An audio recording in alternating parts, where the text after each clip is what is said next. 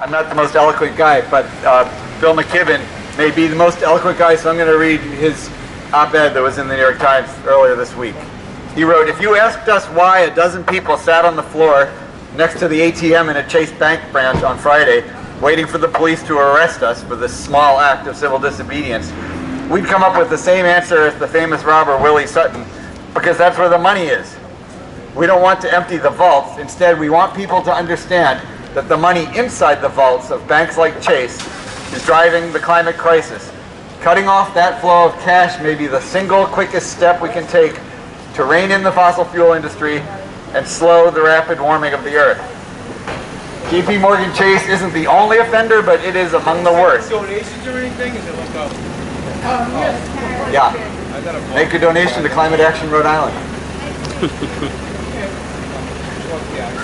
So, Chase is among the worst. In the last 3 years, they lent over $195 billion to gas and oil companies.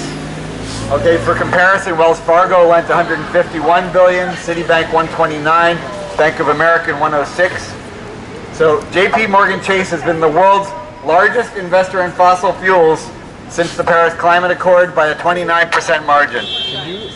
So the bank's message is, according to the bank, short-term profits are more important than the health of the planet. Oh, I can forward it to you. Oh yeah, forward it to me. That'd be better. Skipping. Somebody just asked to see it. Make sure I have it. Okay, there's nothing abstract about climate change anymore. Slowing the pace of climate change is humanity's great task. One center of power in our world is political. That's why young people have been demonstrating outside of parliaments, writing a Green New Deal, and registering new voters. In the United States, 2020 will be a fateful year for changing the politics of climate.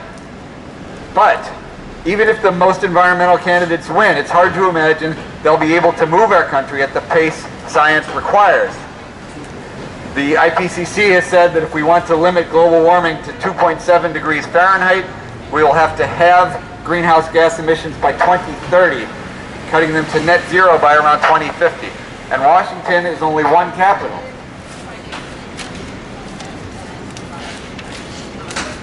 It makes sense to go after the other center of power too, the vast financial empire centered in our country. Insurance companies like Liberty Mutual and asset managers like BlackRock have also, through their investments in fossil fuels, enabled climate chaos. And by the way, BlackRock just yesterday, I mean they're terrible, but they announced that they're going to start paying attention to climate change in their investments. So just yesterday, a little bit of a crack in the wall. But not JPMorgan Chase.